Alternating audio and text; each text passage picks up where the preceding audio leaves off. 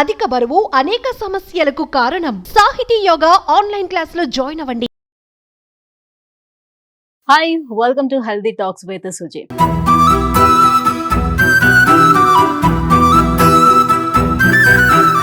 మన unhealthy lifestyle, digital food habits కానివ్వండి, లేదు అని అంటే మన డైట్ ప్లాన్స్ సరిగ్గా లేకపోవటం, సో వీటన్నిటి కారణాల వల్ల ఏంటంటే చాలా మంది గ్యాస్ ప్రాబ్లమ్స్, అల్సర్స్, గ్యాస్ట్రైటిస్తో పాటుగా ఇంకా లివర్ ఇష్యూస్, ఇవన్నీ కూడా ప్రాబ్లమ్స్ ఫేస్ చేస్తూ ఉన్నారు.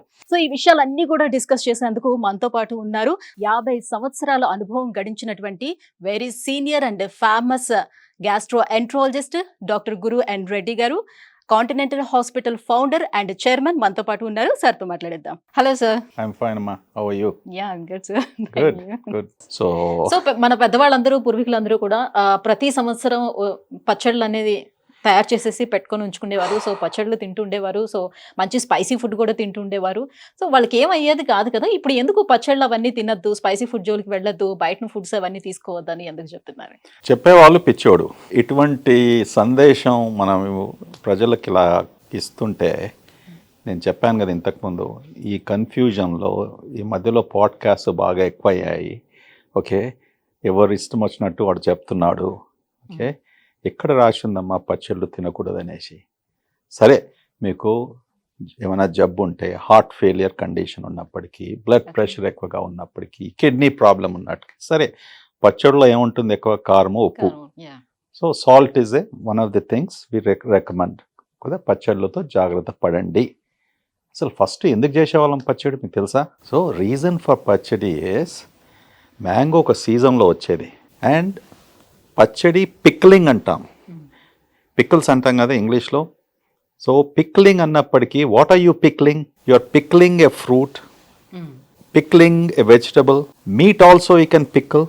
మా ఇంట్లో మా అమ్మగారు బ్రహ్మాండమైన మాంసంతో, ఓకే, పికిల్స్, ష్రింప్తో పికిల్స్. ఈ పిక్లింగ్ అన్నప్పటికీ you have to have preservatives.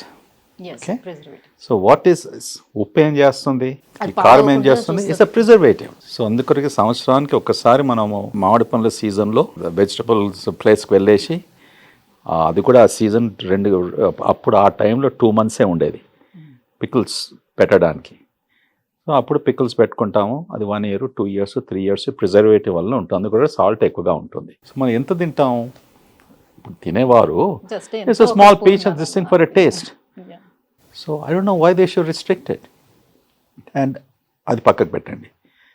ఇప్పుడు ఊర్లలో మన ఫార్మర్స్కు, ఓకే, వాళ్ళు భోంచేసేది ఏది? ఉదయము సద్యాన్నము, దాంతో పికిల్స్, అంతే కదా. వాడు మార్నింగ్ అదే తినేవాడు, మధ్యాహ్నం అది తినేవాడు, మన సాయంకాలం అదృష్టం బాగుంటే ఇంట్లో ఏమైనా చేస్తే వాడు పప్పు మంచి, అంతే అంతే కదా. That's all they to it.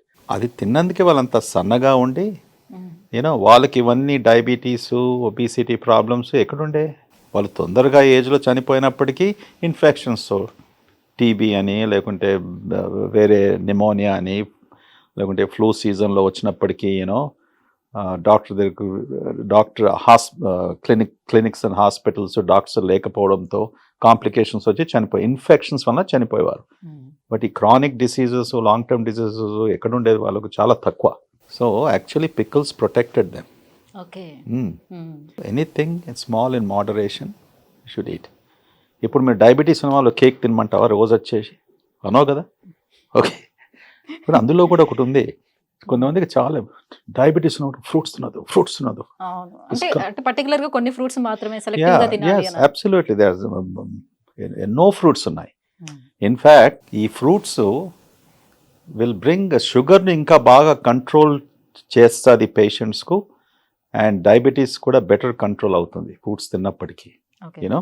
కానీ అందరు ఏమంటారు, no don't eat the fruits. Doctors కూడా అదే అడ్వైస్ చేస్తారు. అందులో షుగర్ హే ఫర్, ఓకే, మ్యాంగో సీజన్లో నువ్వు 2-3 మ్యాంగోస్ తీసుకుంటే షుగర్ ఎట్లాగో పెరుగుతుంది. Mangoes are very rich in sugar. కానీ lot of fruits are there in nature which can control. Diabetes also will control.